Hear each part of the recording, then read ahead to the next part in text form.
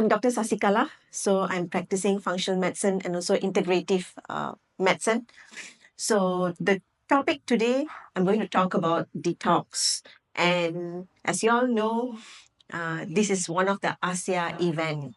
So my talk is going to be related between detox and ASEA together.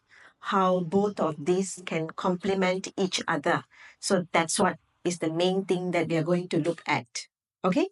And let's make this as an integrative session where it's not just me talking, but I would appreciate if there is any questions or anything, you can just put up your hand and ask.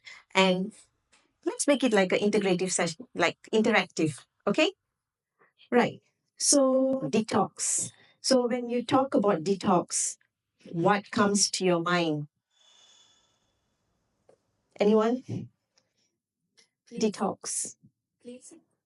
Cleansing. Okay. So the word detox. So D and tox. Tox is your toxins, and you are kind of deactivating the toxins inside your body. So that is the detox. Now, if you see in modern medicine, we don't take detox very seriously. Okay, so all that we say is that liver is the major detox organ and it will take care of itself and you don't have to do anything. That's what modern medicine usually think. And you don't have to do anything to support the liver to detox. But in functional medicine or in integrative medicine, we look at how we can help the liver to detox, how we can help the body to detox. Okay. Now, first, we have to know what are the toxins that can make us sick. Okay, the toxins that we are exposed to now are very much different than what our ancestors, grandfathers, great great grandfathers are exposed to. Agree? Agree? Agree, right? Okay. So even from air fresheners, I'm very sure that 5 or 10 years ago, there were not this type of air fresheners. Okay, scented candles is becoming very, very popular now. Right. So where does the scent coming from? These are chemicals. Okay. And laundry detergents. Okay. And all these stains which can be removed now using a very strong detergent. These are also chemicals which are not there those times. They used to use kerosene, right, to take out the stains, but now it's not like that. You have a very strong detergent, and all these are chemicals. Fabric softener, I don't think so. I heard of that maybe when I was young. I don't think so, God. And all the perfume, aftershave, okay, and pesticides, insecticides, herbicides. That is again another form of chemical. Now, when you go and buy a vegetable outside, would you buy a vegetable which has holes or you'll buy the leaf which is all green and beautiful? Which one would you choose? The beautiful one, right? If a worm is not eating, you are not supposed to eat as well. So the one which has holes is far much healthier than the one which looks very beautiful and green. And usually if you see those leaves, right, there is a transparent oily layer which will cover the leaves. And these are the oily film of the pesticide which is used. Okay, you're not only eating the vegetables, you are also eating the toxic pesticide. And most often, those who are eating a lot of vegetables and fruits are the one will be having the most pesticide compared to the one eating the meat. Agree? Agree. So we want to eat vegetables to be healthy, but at the same time, we are also exposed to all these pesticides and chemical fertilizers. Okay, that's another thing. So these fertilizers are supposed to use for all your vegetables and fruits to look bigger, to look abnormally big. Okay, and these are again chemical products which you are exposed to. How about this? This is a standard American diet. Looks very colorful, looks very tasty, but filled with preservatives, food additives, chemical preservatives, artificial coloring, red dyes. Do you know red dyes is banned now after Trump came to won the election? Red dye is banned in US now. But all this while it was there. For all that you know, the red cake that you're eating has red dye.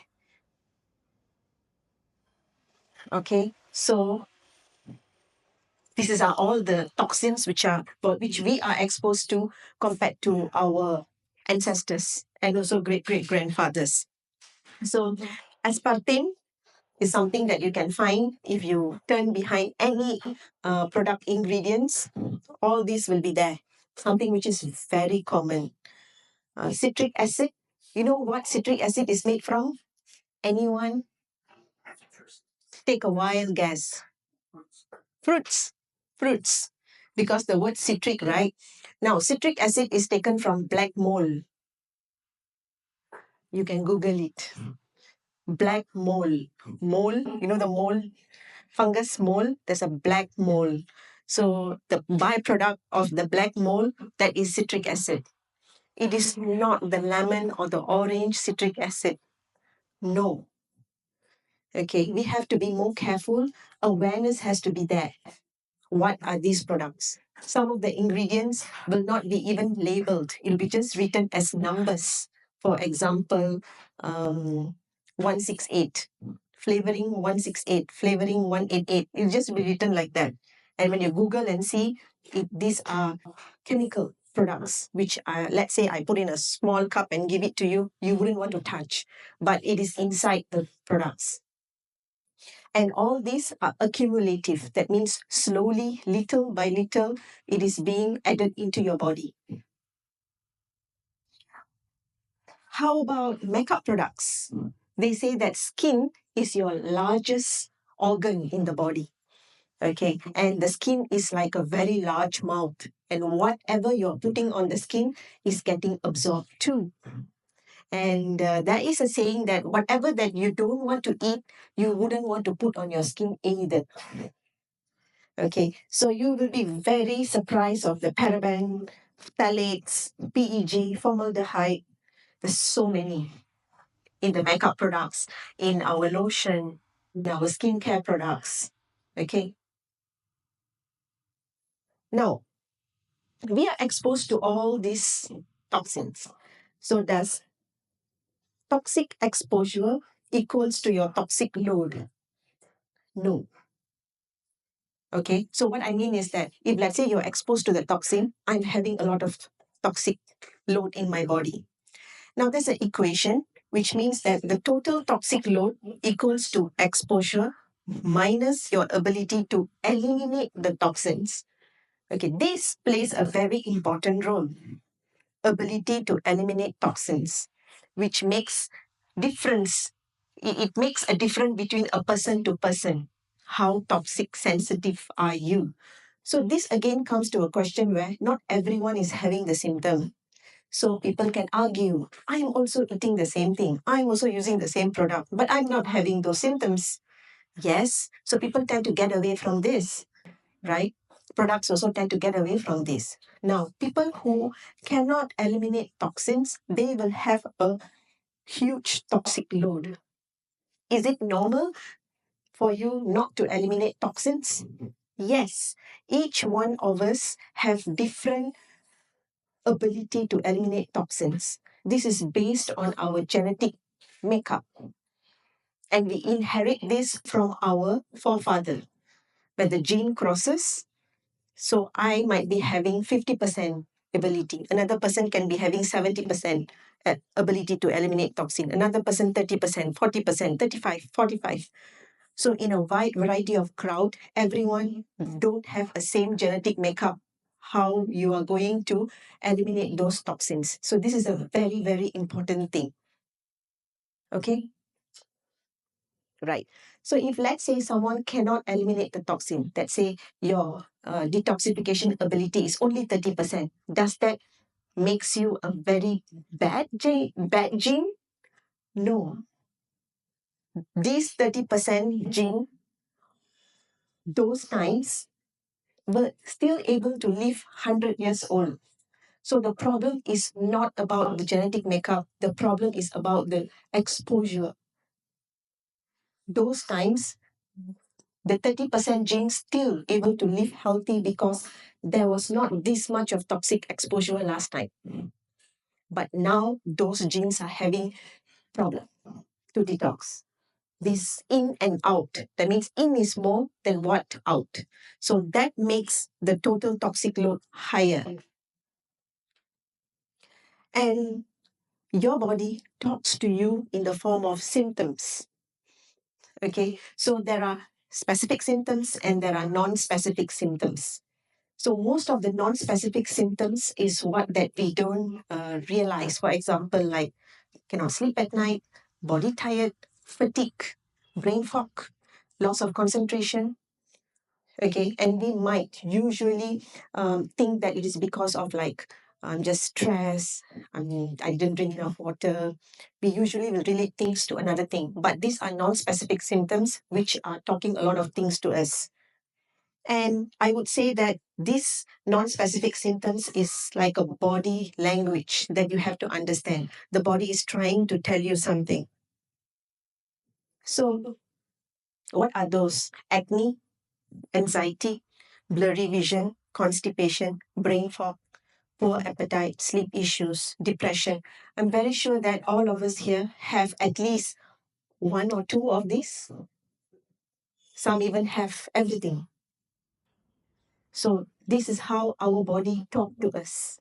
And again, what affects toxic sensitivity in a person is toxic load, elimination. If let's say you are a poor eliminator, definitely you'll have a high toxin sensitivity. Gut health plays a very important role too. If you have a poor gut bacteria, you will be more toxin sensitive. Nutrition. So now nutrient is very important for detox. This could be your simple B vitamins, C vitamins, A, E, minerals. So if we are lack in these vitamins and minerals, your detox pathway is not going to run, not going to happen. So if your genetic makeup is already 30%, because of the nutrient deficiency, it's going to become 20%. So you're going to further lower your ability to detox with poor nutrition. And again, emotional stress. So when we are in an emotional stress, we are in a survival mode. In a survival mode, the body just wants to fight, fright, attack. It wouldn't want to thrive or heal or detox.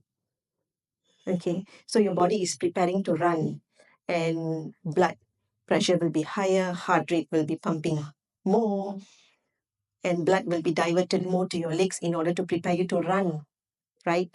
So this is called a sympathetic nervous system. You don't detox during sympathetic mode. You detox only in the parasympathetic mode when you're totally calm. That's when your thriving mode is activated and your body able to detox. And again, genetic variation. But if you see here, genetic variation is the last that I put at. It's not the first. Okay, so there is an order of detox. So this is what we practice in functional medicine. So there is a drainage funnel, if you look. So it starts up there as the cells, and then organs and tissues, lymphatic system, liver and bile duct, and finally is the colon.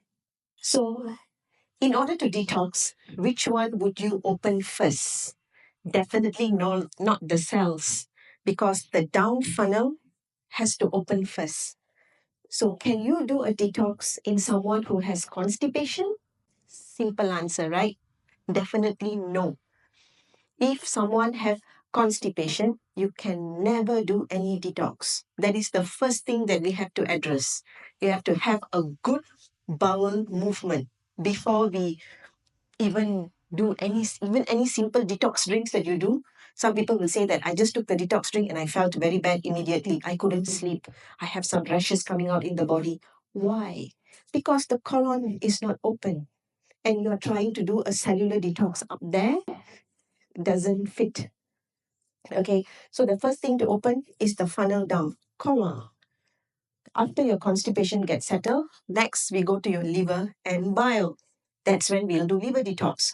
All your gallbladder flushes, we do olive oil and everything, right? Yeah. So your gallbladder flush only comes after.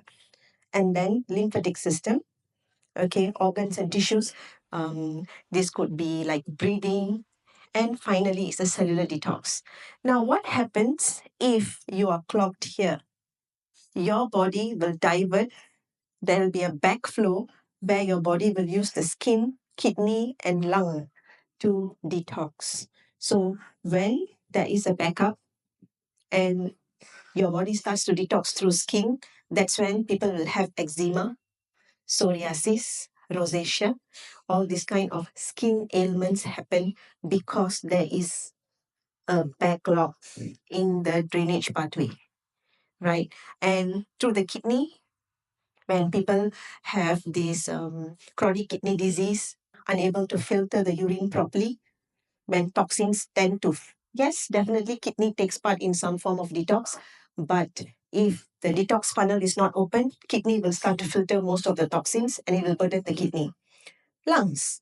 And when lungs starts to detox, you'll have symptoms of like asthma and also other respiratory disorders, including nose block, stuffy nose, right? So all these symptoms mm, could be a blockage in the funnel and especially the colon and the liver. Okay. So the phases of detox. So the phase 1 and phase 2.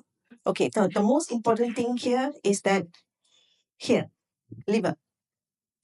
So liver is the main filler who converts toxin from fat soluble to water soluble. So most of the toxins are fat loving, fat soluble. So which is the organ which has the most fat? The brain. The brain is composed mostly of fat. So all these fat soluble toxins will go to the brain and will be stored there. This is why the Parkinson, you can see Alzheimer's, you can see a lot of brain related disorders when there is a heavy metal exposure. Now, after that, the liver will convert all the fat soluble to water soluble, and then later on will be filtered through the kidney or the GI tract accordingly. Now, are your detox pathway open? So make sure these are the 6 important detox pathways that you have to make sure it's open first before you embark on any detox journey. Okay, so I want to talk a little bit about liver stagnation. So you see here, these are your biliary tree. So your bile is produced by your liver, okay, and it has to pass a long way before it is stored in the gallbladder. And later, when you eat any fatty meal, it will be contracted and the bile will be out there in order to digest the fat. So, what happens in fatty liver? Your bile won't move. There's a sluggish bile. So, when someone have fatty liver, automatically the detox funnel is blocked there. Okay.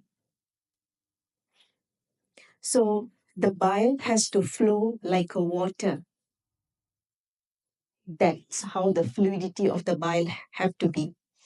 Now, in a fatty liver, the bile will flow like a condensed milk, thick. Okay, and bile carries the most toxin. That is one of the major way of our body flushing out. So if you're not drinking enough water and you have fatty liver, definitely the bile movement is sluggish. And if you see here, this is how the pathway of the biliary tree will look like inside the liver. The next common is lymphatic stagnation. So colon, bile and liver. The third is lymphatic. So the lymphatic system also can get stagnant. So where is this lymphatic system? So if you see, this is your artery, this is your vein, lymphatic system is in the middle. So this lymphatic fluid is filtrated out by in the blood. So it happens in between your tissues. So your cells are bathing in between I would say the cells are like island in a big water. And when the flow there gets sluggish, toxins cannot be eliminated out. So movement of lymphatic is something which is very important. So for example, like you go on a trampoline, okay, or lymphatic massage, or you have seen like some people will do a tapping. This one also will help with the lymphatic movement. Okay, so here you see that a good drainage funnel is like this. Now, when you have a leaky drainage funnel, so what happens here is that when the colon is not functioning, the liver and the bile duct get stagnant here, and it will go to your skin, kidney, and lung. And further up, the cell wouldn't be able to detox, and the toxins will flood into your lymphatic system. Okay, so this is like the signs of the sluggish liver. So all the cravings, brain fog, weight gain, hormonal imbalances, insomnia. This is also same. Okay, this slide is about why people don't detox well. Okay, of all the reason, I would say that jumping straight to detox without preparing the body, that would be one of the main reason why a person cannot detox well. Of course, the other secondary things are like the poor diet, inflammation, circulation of the toxins back into the uh, enterohepatic circulation. That means like when you have constipation. But the main thing is because you are detoxing without preparing the body. So going back to the slide. So going back to the slide again. So it's very important to prepare the body before detox. So I would say looking at the cell detox is a very important thing as well. And cellular detox is a very critical part because most of the detox gets stuck up there. So if it colon is stuck, we can do hydrocolon, colon cleansing. When the bile or liver is stuck, we can do coffee enema. Lymphatic is stuck, we can do lymphatic drainage, lymphatic massage. But when it is stuck at the cellular detox, most often we are stuck. We can be doing almost all the detox, but nothing is coming out. And ASEA redox, what I have seen, helped really well at the part of the cellular detox. Okay, so what is this ASEA redox? How many of you all have heard about ASEA redox? Okay, so redox is basically about reduction and oxidation. Okay, this is a very important process in any cell. I would say that this ASEA redox, it is here is written as cell signaling supplement. So that's what I will be explaining to you later. So this is like a breakthrough in our lifetime, I would say, especially for cellular detox. So what is ASEA redox? Is it a vitamin? No. Is it a mineral? No. Antioxidant? No. Is it some kind of juice, detox juice? No. Okay, so I would explain ASEA as a cell signaling supplement. Now, you see, when your cell is in danger, okay, and you have to, let's say, this house on fire is the cell danger. Now, when the house is on fire, you have to make a phone call to call the fire brigade to come. Okay, and your fire brigade there is your vitamins, minerals, antioxidants, or whatever juices that you're taking. So this fire brigade has to come here to put out the fire. Okay. Now, how does the cell communicate with the fire brigade to come? And that would be the ASEA redox. So ASEA redox is like a phone call to connect between the cell and the vitamin, the cell and the antioxidant. So if you're just taking a vitamin or an antioxidant, it's not going to help the cell. So you need to make the correct phone call to call the correct person to come, and that's when this ASEA redox is going to help a lot. Okay, so this is the cellular network inside the whole body. Okay, this is how neurons and cells are going to talk to each other. And one of the best way is through redox because it is a cell signaling supplement. Your cells, they talk to each other, okay, within the cells, between the cells, and between the body system. And it needs to make the correct phone call. If not, you would not get what it needs. Okay, so what is inside this ASEA? Okay, if it is not vitamin, if it is not mineral, what is inside here? So if you see the ingredient, it is written of salt and water. That is the only thing written there. So the salt is actually sodium chloride, okay, mixed with water, make it into a form of a sodium hypochlorite, which is then stabilized to become a redox signaling molecule. Now, is this redox signaling something foreign? No, it is something which is native to our body. That means our own body got this redox signaling thing. So inside your cell and the mitochondria, it can produce this signaling molecule. So this is what ASEA does. So the mitochondria is like the power plant of your house. It produces energy. Apart from energy, it also produces sodium hypochlorite or salt water, which is a signaling molecule. So it is produced in your mitochondria on its own. Okay. And these redox signaling molecules is what talking to another cell, talking to other antioxidant, vitamins or minerals when it is needed.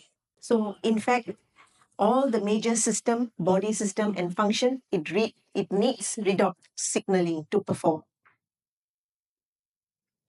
So what happens to this redox signaling molecule as we age? Because of poor diet, because of stress, because of environmental toxins, you can see that the redox signaling is getting deficient and imbalanced as time goes by.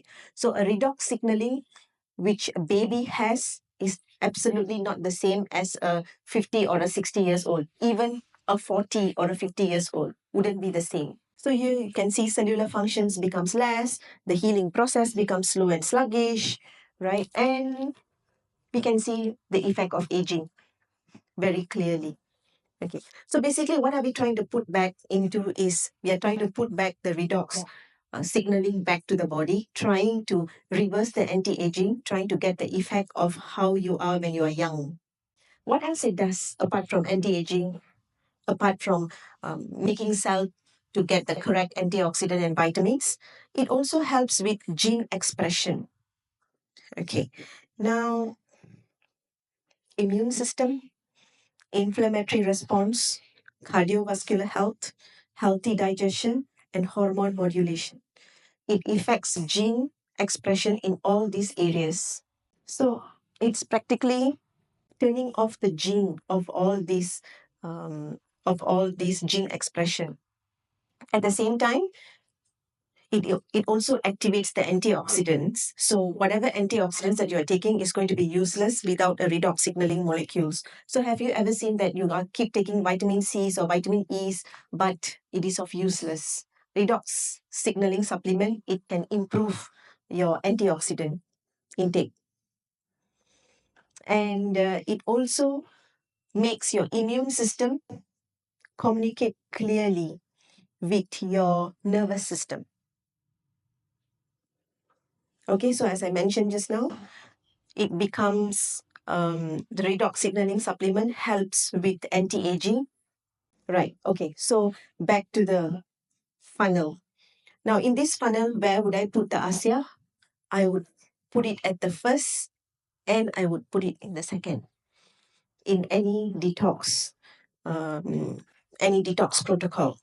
So in these two places, when ASEA signaling supplement comes, it makes the detox much more easier.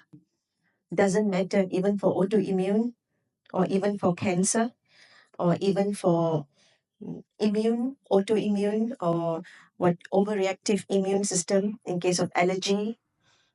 Okay, in any kind of these diseases, when we do detox, ASEA in these two places are definitely going to help a lot. Right. So ASEA has definitely made detox easier and a lot simplified. Thank you.